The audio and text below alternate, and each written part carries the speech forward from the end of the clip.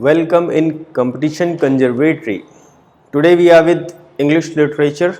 Most important questions for LT grade, TGT, PGT. Most important questions. ठीक है, इन्हीं में से ही आता है और ये सबसे टफ क्वेश्चन माने जाते हैं, लेकिन बहुत आसानी से समझना है. ओके, स्टार्ट करते हैं आज का सेशन. चलिए, our first question is Shaw was. Shaw जो है, ठीक है, जीबी शॉ, ये कहाँ के राइटर हैं? ड्रामाटिस्ट हैं. ठीक है, an English dramatist, an American dramatist और एन आयरिश ड्रामाटिस्ट. चलिए बताइए, ये कहाँ के ड्रामाटिस्ट हैं? जी, शॉ की बात हो रही है, जीबी शॉ. देखिए, ही टुक बर्थ इन आयरलैंड. ठीक है, आयरलैंड में ये पैदा हुए थे. तो आयरलैंड से क्या बन रहा है? He is an Irish dramatist. ठीक है, GB Shaw is an Irish dramatist. ठीक है, our C option is right answer. ठीक है, चलिए नेक्स्ट क्वेश्चन की तरफ आ जाते हैं. Our next question is yes, the first volume of Galsworthy entitled From the Four Winds appeared. From the Four Winds एक राइटिंग है, appeared in 1897 under pseudonym. Under the pseudonym. अच्छा देखिए, यहाँ पे क्या pseudonym का मतलब क्या है? इसको आप कह सकते हैं पेन नेम. पेन नेम मैंने लास्ट टाइम बताया था क्या होता है. राइटिंग के लिए अक्सर करके लोग पहले अपना एक अलग से नाम दे देते थे दूसरा. ठीक है, जैसे कुछ कविता लिखी, अब मुझे डर है ये कविता चलेगी, फ्लॉप होगी, तो मैंने अपना रियल नाम नहीं दिया, क्योंकि रियल नाम से कविता दूंगा, फ्लॉप हो गई, बेइज्जती होगी, घर वालों को भी शर्मिंदगी उठानी पड़ सकती है. बहुत सारी ऐसी चीजें उस समय होती थी, तो लोग अपना पेन नेम दे देते थे कविता के बाद में एक अलग दूसरा नाम. ठीक है, तो उसी नाम को, नकली नाम को हम लोग बोलते हैं स्यूडोनिम. ठीक है, स्यूडोनिम, पेन नेम. तो बताइए, the first volume of Goldsworthy entitled From the Four Winds appeared in 1897 under the pseudonym. मतलब इनका पेन नेम क्या था उस समय?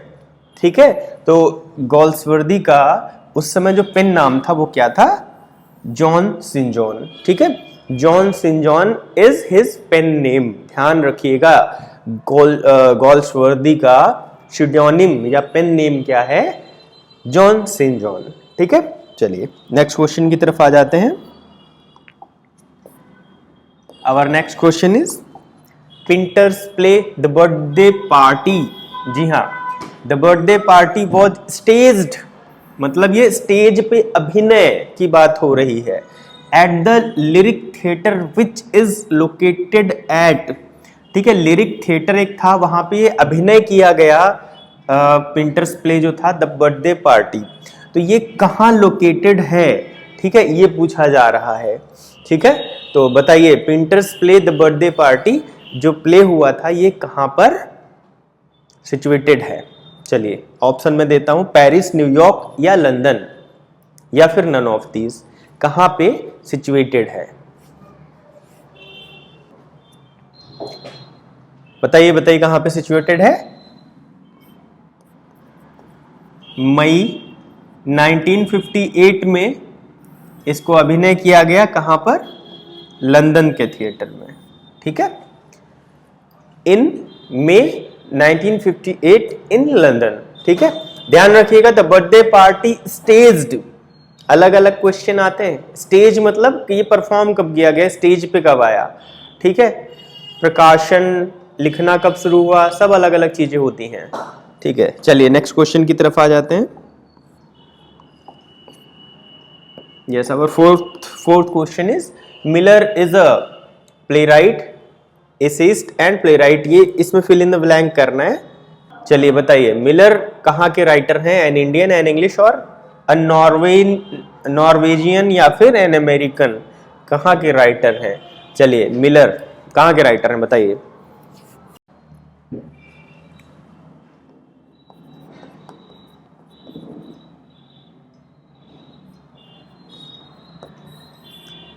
इनका बर्थ हुआ था 1915 में. ठीक है, और कहाँ हुआ था? न्यूयॉर्क सिटी में हुआ था। न्यूयॉर्क सिटी में इनका जन्म हुआ था इन 1915। और न्यूयॉर्क सिटी कहाँ पे है? This is in America. तो हमारा आंसर क्या होगा? Miller is an American play right, essayist and play right. ठीक है, चलिए नेक्स्ट क्वेश्चन की तरफ बढ़ते हैं।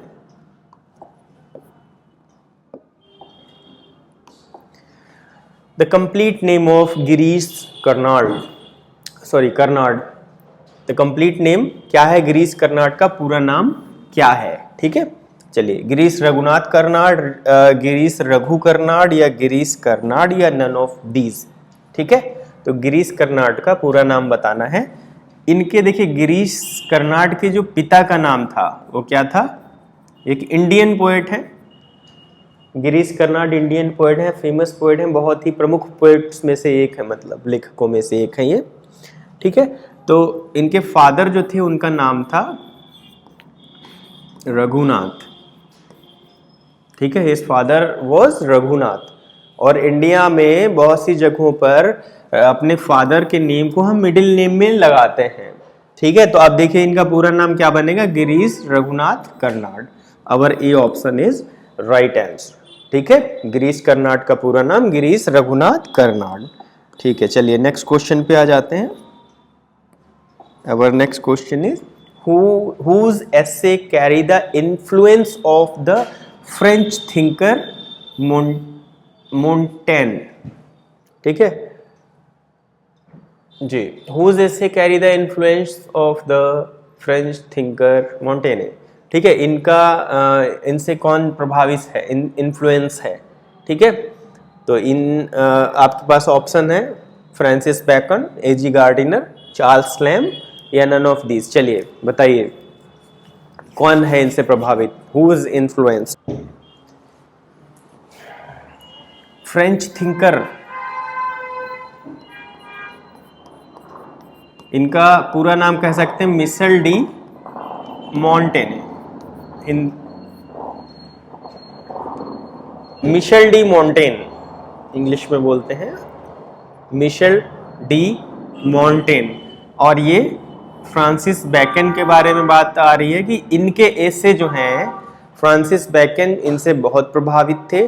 और फ्रांसिस बैकन के जो भी एसेज हैं उनमें इन्फ्लुएंस मिलता है मिशेल डी मॉन्टेन का, जो फ्रेंच के रहने वाले थे, फ्रांस के रहने वाले थे, फ्रांसी हैं ये। और मॉन्टेन की बात हो रही है, इनसे वे प्रभावित थे, फ्रांसिस बैकन। ठीक है, चलिए नेक्स्ट क्वेश्चन में आ जाते हैं।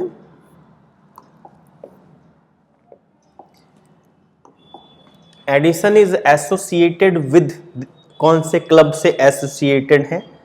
ठीक है, मैंने एक बार और ये क्वेश्चन बताया है।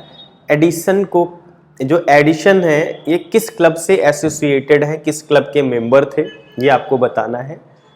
एडिसन को किटकैट खाना बहुत पसंद है। हाँ, तो अब ऑप्शन पे जाते हैं, कुछ पहचान में आ रहा होगा। Mock club, satirical club, KitKat club और नन ऑफ दीज।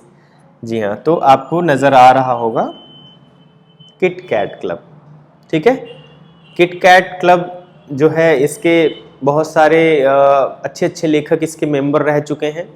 कई राजनेता इसके मेंबर थे इस क्लब के। इस क्लब का नाम एक पेस्ट्री बनाने वाले के नाम पे पड़ा, उसका नाम था क्रिस्टियो कैट करके नाम था उसका, उसके नाम पे इस क्लब का नाम पड़ा। और उसकी जो पेस्ट्रीज थी उनको लोग किटकैट बोलते थे। ठीक है, उसके नाम से इस क्लब का नाम पड़ा था।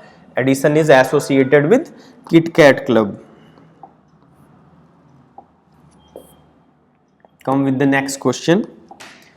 The Tatler begins on, टैटलर कब शुरू हुआ? यह एक पत्रिका का नाम है, द टैटलर। ठीक है, अप्रैल 12 1709, अप्रैल 13 1709, अप्रैल 14 1709, या अप्रैल 15?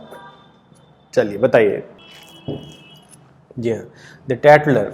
देखिए द टैटलर जो है यह एक साहित्यिक और सामाजिक पत्रिका थी। जिसको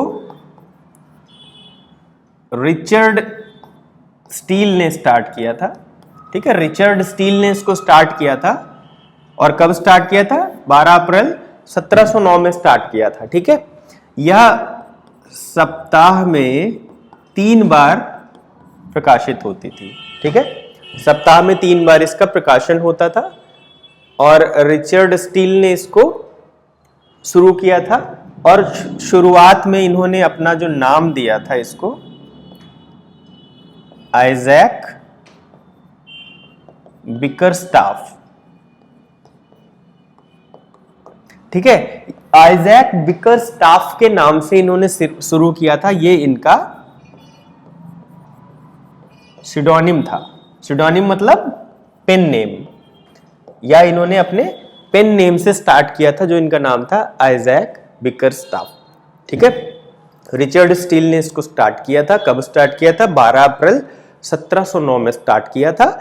द टैटलर एक सामाजिक और साहित्यिक पत्रिका थी जिसमें कविताएं भी निकलती थी और समाज के बारे में बताया जाता था, और सप्ताह में 3 बार प्रकाशित की जाती थी। ठीक है, चलिए नेक्स्ट क्वेश्चन की तरफ बढ़ते हैं। One next question is, essay of Elia appeared in. सबसे पहले एलिया जो है ये चार्ल्स लैम्ब का सिडोनिम है या पेन नेम है। मतलब चार्ल्स लैम्ब ने अपना नाम एलिया रखा था सबसे पहले। ठीक है, जब राइटिंग शुरू की थी। Essays of Elia appeared in, essays of Elia appeared in, इनके एसे कब अपीयर हुए ये आपको बताना है।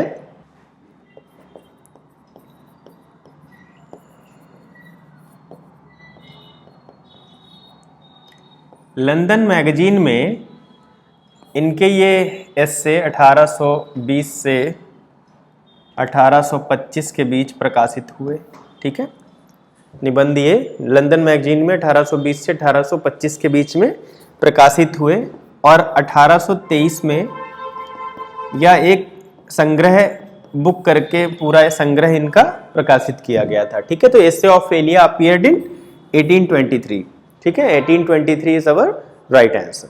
ठीक है, चलिए नेक्स्ट क्वेश्चन की तरफ आ जाते हैं।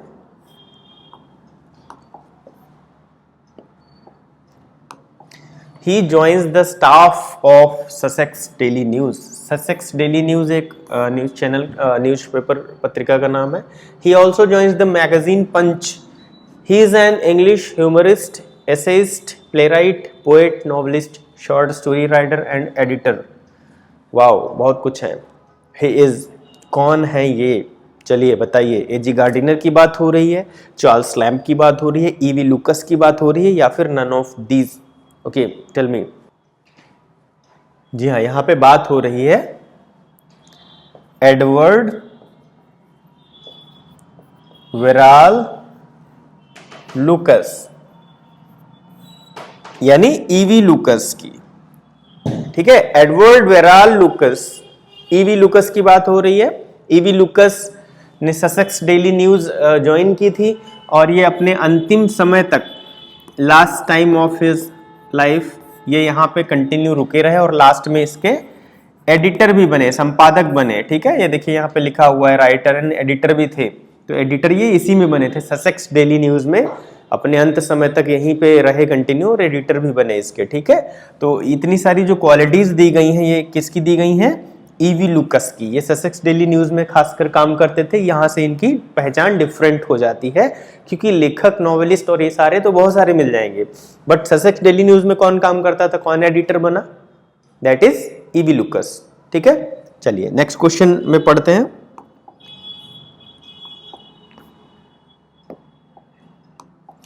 He is the editor of daily news. Daily news के एडिटर हैं। He writes under the pen name Alpha of the Plow.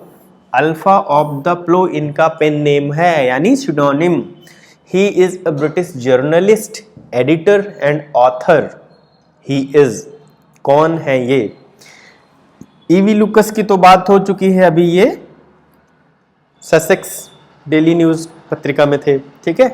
तो बचे हमारे पास दो, चार्ल्स लैम्ब और एजी गार्डिनर, या फिर नन ऑफ दीज। तो चार्ल्स लैम्ब का पेन नेम मैंने अभी बताया था, इलिया था, है ना। चार्ल्स लैम्ब का पेन नेम क्या था, इलिया था। तो बचा कौन, एजी गार्डिनर। एजी गार्डिनर की बात हो रही है यहाँ पे, ठीक है। अल्फा ऑफ द प्लो इनका पेन नेम है, एजी गार्डिनर का अल्फा ऑफ द प्लो। ये ब्रिटिश जर्नलिस्ट भी रहे हैं, एडिटर रहे हैं और ऑथर तो है ही। ऑथर के नाम से तो हम लोग लिटरेचर में पढ़ ही रहे हैं, ठीक है। और ये डेली न्यूज में एडिटर भी रहे हैं, ठीक है। चलिए नेक्स्ट क्वेश्चन में आ जाते हैं।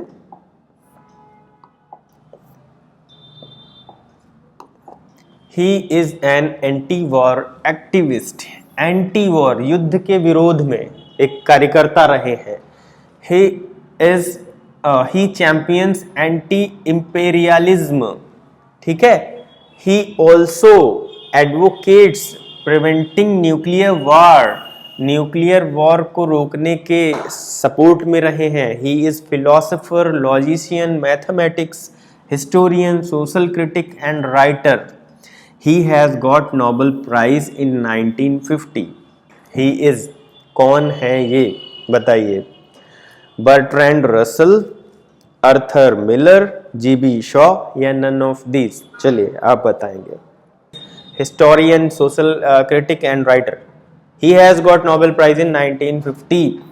He is, कौन है ये जिनको 1950 में, देखिए अर्थर मिलर को कभी नोबेल प्राइज नहीं मिला, ठीक है, तो ये ऑप्शन से बाहर हो गए।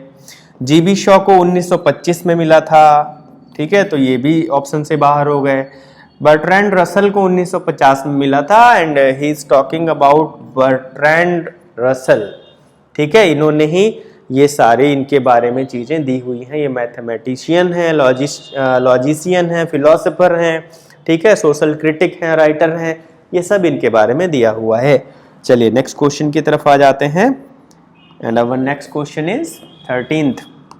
Yes, he write about the racial theme. Racial theme समझते ना? He is concerned with the plight of African American. यहाँ पे African होना चाहिए, मिस हो गया है। African Americans who suffer discrimination and violence of the South and the North. He is, कौन है ये? देखिए अमेरिका में गोरा काला बहुत चलता है। साउथ के कुछ काले लोग होते हैं, साउथ अमेरिका, साउथ अमेरिकन्स है ना, और जो गोरे होते हैं उनके बीच में बहुत वाइट ब्लैक बहुत चलता रहता है, ठीक है। तो उसके लिए इन्होंने बहुत कुछ लिखा है, जो लोग सफ़र करते हैं वायलेंस का, डिस्क्रिमिनेशन का, ठीक है, किसके कारण, साउथ अफ्रीकन, साउथ और नॉर्थ का एक चलता रहता है। तो कौन है वो जिन्होंने लिखा था इसके बारे में, तो इसके बारे में लिखा था रिचर्ड राइट ने, ठीक है। रिचर्ड राइट जो खुद ही एक अफ्रीकन अमेरिकन थे, ठीक है, रिचर्ड राइट। इनका कलर भी ब्लैक था, उसके कारण जो फील कर पाते थे दूसरों का दर्द, उसके बारे में इन्होंने लिखा था, ठीक है। चलिए नेक्स्ट क्वेश्चन पे आ जाते हैं। 14th, yes, he is a lawyer.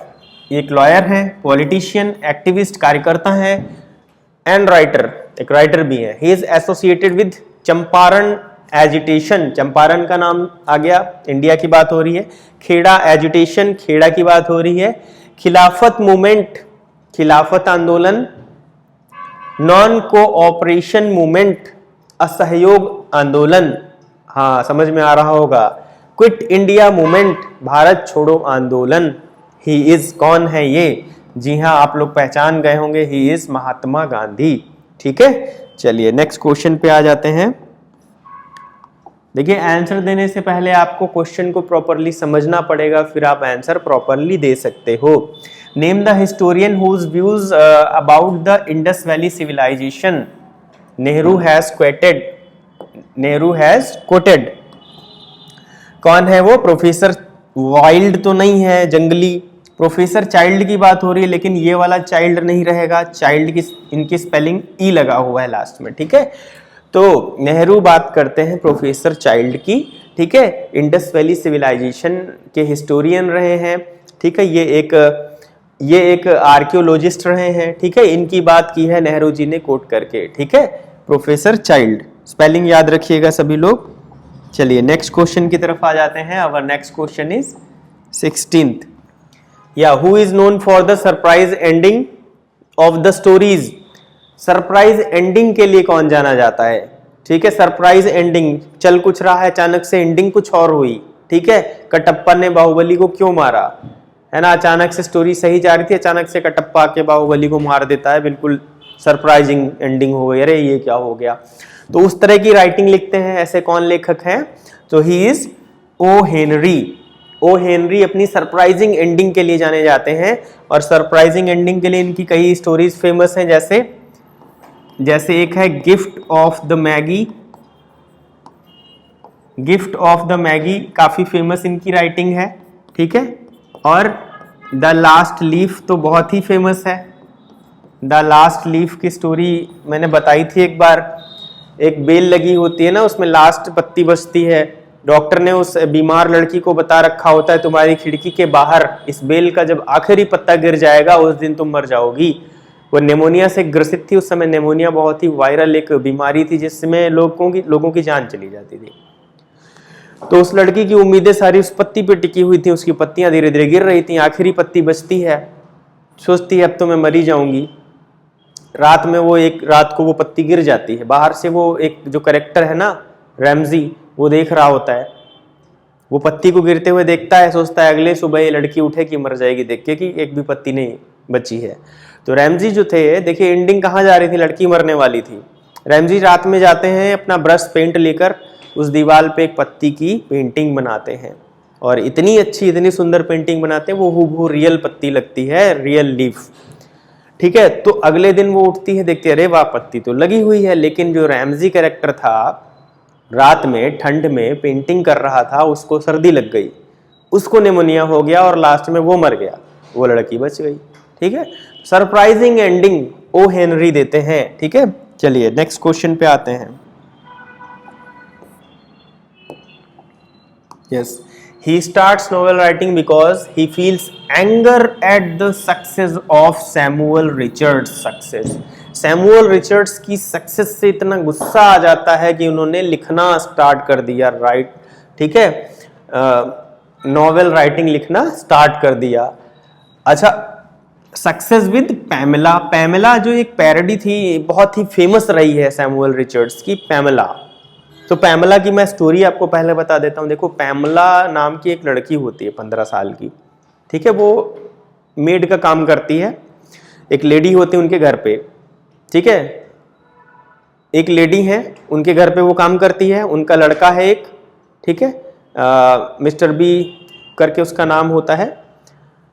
तो कुछ दिन बाद वो लेडी मर जाती है। अब वो जो लड़का है उसको सताने लगता है, उस 15 साल की लड़की को शोषण करना चाहता है, उसको दबाना चाहता है, बट वो एग्री नहीं होती है।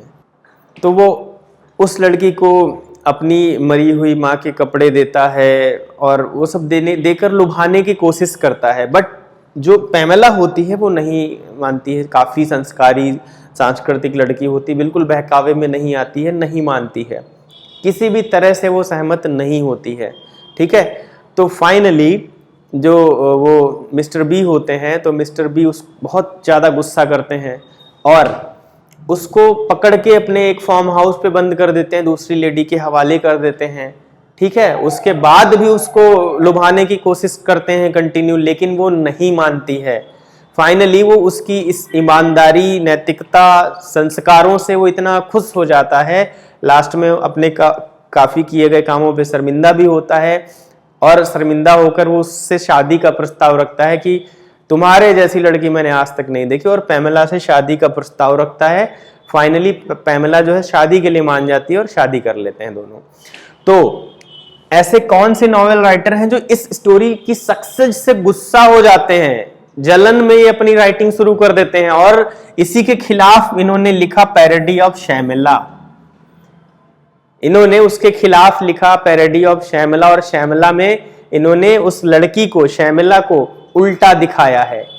लालची, चालाक। सोचिए अपने दोस्त की स्टोरी से इतना ज्यादा, दोस्त नहीं राइटर कह सकते हैं, उनकी स्टोरी से इतना ज्यादा जलन आ गई, गुस्सा आ गया कि इन्होंने उसी के विपरीत एक कैरेक्टर लिख दिया। ठीक है, शर्मिला वो भी काफी फेमस हुई। तो ऐसे कौन से राइटर हैं? उसमें इन्होंने शर्मिला को बताया कि पैसों के चक्कर में ऐसी लालची और ऐसी लड़की ने क्या किया,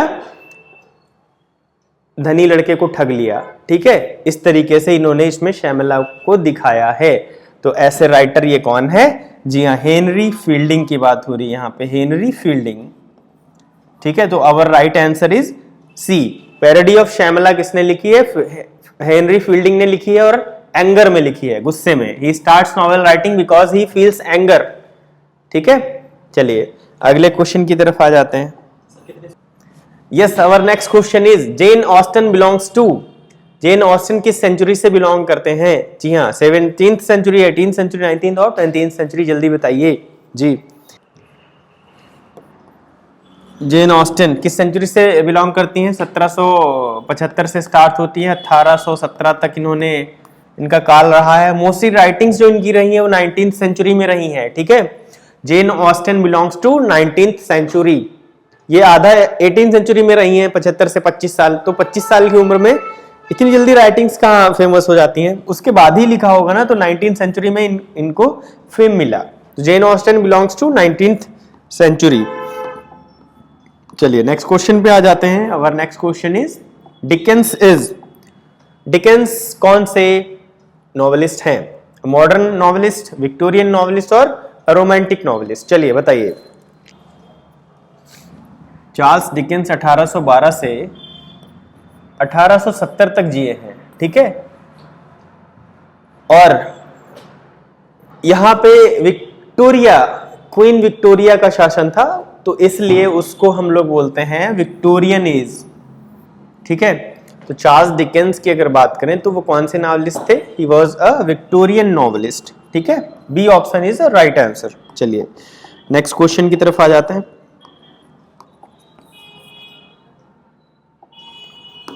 What does depress me in the sight of so much pain in the word constant pain? Whose words are these? What does depress me is the sight of so much pain. दुनिया में इतना pen मुझे depress करता है, constant pain, लगातार pen. ठीक है, किसके शब्द हैं ये? Whose words are these? जी हाँ, डिकेंस, मेरेडिथ, हार्डी या नन ऑफ दीज? चलिए बताइए। ये वर्ड्स किसके हैं? किसने कहा था? So we are talking about Thomas Hardy. Thomas Hardy ने कहा था ये। ठीक है, अपने पत्र लिखा था अपने फ्रेंड को, उसमें उस लेटर में ये कहते हैं ये चीज। ठीक है, थॉमस हार्डी। चलिए नेक्स्ट क्वेश्चन पे आ जाते हैं। All writers are vain, selfish and lazy. सारे बेकार हैं, सेल्फिश हैं, लेजी हैं। ठीक है, हु सेज, किसने कहा था? George Orwell, Chinua Achebe, Narayan या स्टीनबेक? किसने कहा था? चलिए बताइए, चारों ऑप्शन है आपके सामने। –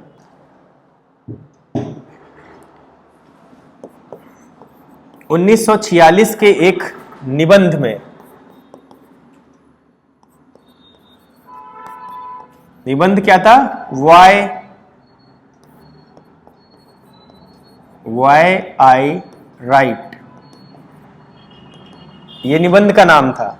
1946 में एक निबंध आता है वाई आई राइट, जिसमें राइटर्स के बारे में लिखा हुआ है writers are vain, selfish, lazy, सारे आलसी हैं, सेल्फिश हैं। ठीक है, किसने लिखा था? जॉर्ज ऑरवेल ने लिखा था। ठीक है, जॉर्ज ऑरवेल, जॉर्ज ऑरवेल ने लिखा था 1946 के एक निबंध में। निबंध का नाम था वाई आई राइट। ठीक है, चलिए नेक्स्ट क्वेश्चन की तरफ बढ़ते हैं।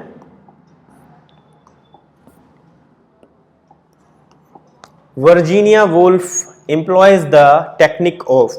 वर्जीनिया वुल्फ जो है ये किसकी टेक्निक से लिखती हैं? Virginia Woolf employees the technique of stream of consciousness. ठीक है, जो इनकी टेक्निक है वो कौन सी है? Stream of consciousness. ठीक है, चलिए नेक्स्ट क्वेश्चन पे आ जाते हैं। The complete name of Golding, या गोल्डिंग का कंप्लीट नेम क्या है? Sir William Gerald Golding, sir William Gary Golding, sir William Golding और नन ऑफ दीज। तो ध्यान रखिएगा बेटा, सर विलियम गेराल्ड गोल्डिंग। ठीक है, the complete name of Golding is sir William Gerald Golding. ठीक है, ए option is the right answer. चलिए नेक्स्ट क्वेश्चन पे आ जाते हैं without wasting our time.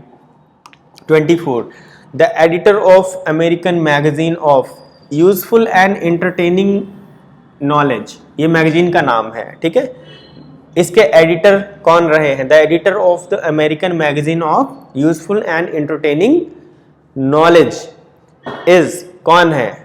Hawthorne है, हेमिंगवे है, स्टीनबेक है या फिर चिनुआ अचीबे? चलिए बताइए।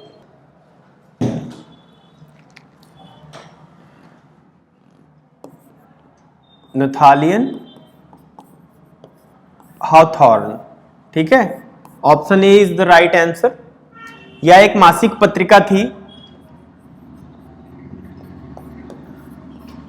ठीक है, यह एक मासिक पत्रिका थी, यूजफुल एंड एंटरटेनिंग। अच्छा, ये 1834 से 1837 तक ही प्रकाशित हुई है, 3 साल सिर्फ। ठीक है, 1834 से 1837 तक प्रकाशित हुई है। यह एक मासिक पत्रिका थी और इसके एडिटर कौन थे? Nathaniel Hawthorne. Hawthorne was the editor of useful and entertaining knowledge. चलिए नेक्स्ट क्वेश्चन पे आ जाते हैं। Our next question is, the term code hero is associated with, code hero किससे एसोसिएट करता है? फॉकनर, हेमिंगवे, डिकेंस और नन ऑफ दीज? चलिए बताइए। जी हाँ, कोड हीरो जो वर्ड है ये किसके द्वारा बनाया गया है? Earned Hemingway. हेमिंगवे के द्वारा ये खुद एक वर्ड बनाया गया है, कोड हीरो। ये ऐसे पर्सन की बात की जा रही है जो इस दर्दनाक दुनिया में, निराशा से भरी इस दुनिया में आदर्शों, नियमों और इन सब चीजों को पालन करते हुए जीवन जीता है, उसको ये कोड हीरो के रूप में इंडिकेट करते हैं। ठीक है, so it the word code hero is associated with Hemingway. ठीक है, चलिए नेक्स्ट क्वेश्चन पे आते हैं।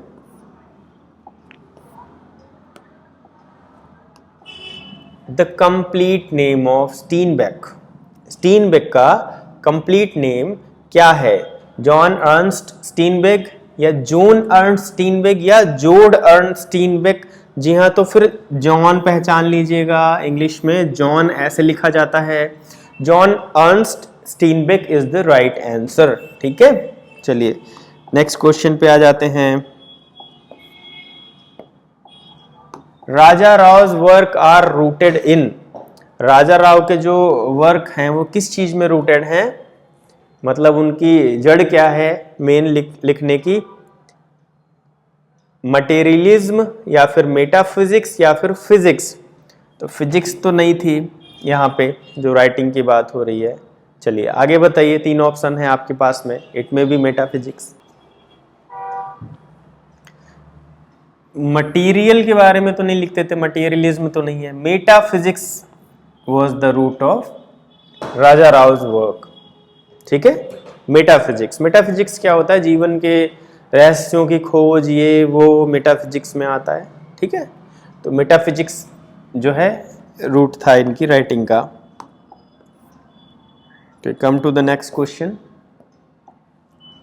The bachelor of art was published in, bachelor of art BA, ये एक बुक का नाम है। ठीक है, बुक नहीं, एक राइटिंग है, ये कब पब्लिश हुई थी? ठीक है, तो इसको बताना है 1937, 1938, 1939 और 1940 कब पब्लिश हुई है? चलिए बताइए जल्दी से। Bachelor of art is written by R.K. Narayan in 1937। ठीक है, bachelor of art is written by R.K. Narayan in 1937। ठीक है, सॉरी, इट पब्लिश्ड, रिटन नहीं, रिटन तो पहले हुई होगी। It published in 1937। ठीक है, इसमें बताया गया है एक चंद्र नाम का लड़का होता है। ठीक है, और वो कॉलेज में स्टडी कर रहा होता है उसके बारे में बताया है, उसके बाद उसके प्रेम प्रसंग के बारे में बताया गया, उसके बाद में उसके जीवन के उसके बाद के जीवन के संघर्षों के बारे में बताया गया है। So this was the story by R.K. Narayan, bachelor of arts, published in 1937। ठीक है, नेक्स्ट क्वेश्चन की तरफ बढ़ते हैं।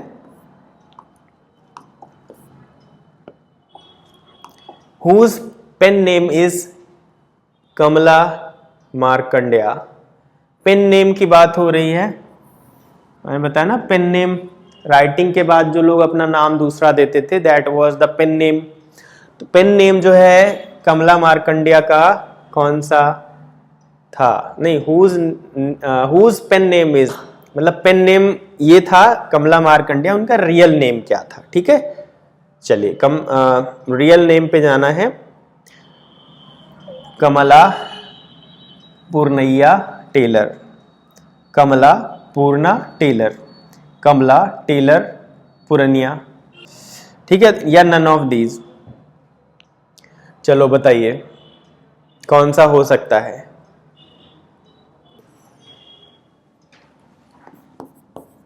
जो कमला थी यूके में बर्टेड टेलर से इनकी शादी होती है। ठीक है, तो टेलर से शादी हुई तो इनके लास्ट में टेलर लग गया, तो लास्ट में लगा है टेलर, तो ये वाला तो हटा दो। ठीक है, बचे दो हमारे पास। अब पूर्णैया थी ये, तो यहां पे तो सिर्फ पूर्णा लिखा हुआ है, तो ये क्या सही आंसर हो जाएगा? कमला पूर्णैया टेलर। ठीक है, ये रियल नेम था और कमला मार्कंडेय जो था ये इनका पेन नेम था। ठीक है, चलिए नेक्स्ट क्वेश्चन की तरफ आ जाते हैं।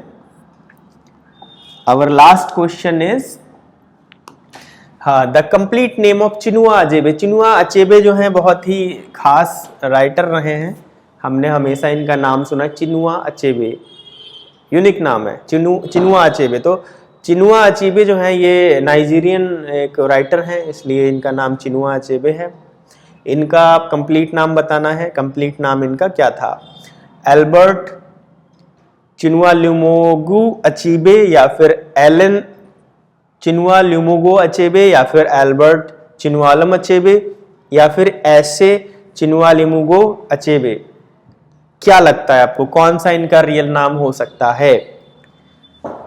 देखिए, इनका नाम जो है अल्बर्ट तो था पहले, ठीक है, अल्बर्ट तो इनका नाम रहा है, तो हमारे पास दो ऑप्शन आ गए अल्बर्ट वाले। चलो आगे बताओ। जी हाँ, अल्बर्ट नाम इनका रहा है। आ, 1948 में विश्वविद्यालय में पढ़ते हुए, ठीक है, ब्रिटिश साम्राज्य के विरोध में, ब्रिटिश साम्राज्य के विरोध में इन्होंने क्या किया? अपना जो अल्बर्ट नाम था इसको छोड़ दिया। ठीक है, 1948 में जब ब्रिटिश साम्राज्य का विरोध किया इन्होंने, उसके शासन का, तो अल्बर्ट नाम छोड़ दिया। इन्होंने कहा कि मैं अल्बर्ट या अंग्रेजी नाम नहीं अपनाऊंगा, अल्बर्ट नाम छोड़ दिया, और ये जो आगे का इनका नाम है चिनुआ ल्यूमोगू, तो ये जो नाम है इसको उन्होंने सिर्फ चिनुआ शॉर्ट में ले लिया। ठीक है, तभी इनका नाम हो गया चिनुआ अचेबे, सिर्फ इतना नाम चलने लगा। अच्छा, चिनुआ का जो मतलब निकलता है वो क्या निकलता है? भगवान मेरी तरफ से लड़ो। ठीक है, चिनुआ का नाम मतलब था, तो इनका नाम फिर ये चलने लगा चिनुआ अचेबे। इनका पूरा नाम है अल्बर्ट चिनुआ ल्यूमोगू अचेबे। ठीक है, ये इनका पूरा नाम है। ठीक है, so our questions are completed today, 30 questions. मिलते हैं नेक्स्ट वीडियो के साथ में, होपफुली ग्रामर एंड लिटरेचर का मिक्सचर लेके आएंगे इस बार, और बहुत अच्छे से तैयारी कर लीजिए। Thank you everyone.